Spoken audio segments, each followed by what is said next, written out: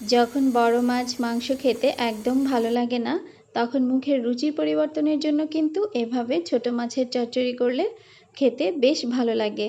আসসালামু আলাইকুম সবাইকে, আশা করছি সবাই ভালো আছেন, সুস্থ আছেন। তো আমার হাতে তৈরি করা সবচেয়ে মজার যে চচ্চড়িটা সেটা আজকে আমি আপনাদের সাথে শেয়ার করব।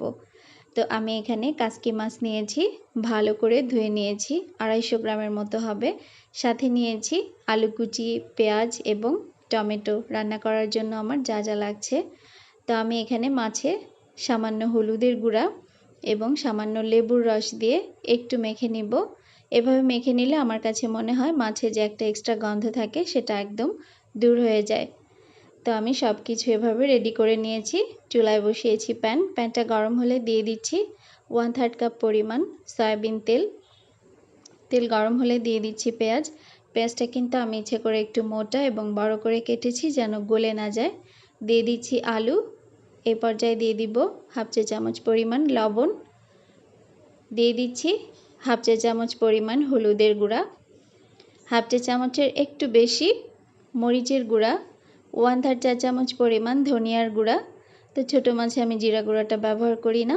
দিয়ে দিচ্ছি 1/3 চা চামচ আদা রসুন পেস্ট। তো আদা রসুন পেস্টটা না দিলেও হয়, কিন্তু আমি দেই, মনে হয় মাছে যে গন্ধ থাকে সেটা চলে যাবে, এই জন্য দেই। তো আলুটাকে আমি একটু ভেজে সামান্য পানি দিয়ে ঢেকে দিচ্ছি। আলুটাকে আমি 50% সেদ্ধ করে নিব, যেহেতু আলু সবজিটা শক্ত এবং মাছটা তো অনেক দ্রুত সেদ্ধ হয়ে যায়, সেজন্য আমি আলুটাকে একটু 50% সেদ্ধ করে নিলাম। এই পর্যায়ে মেখে রাখা মাছগুলো আমি দিয়ে দিচ্ছি, একটু নেড়ে দিচ্ছি।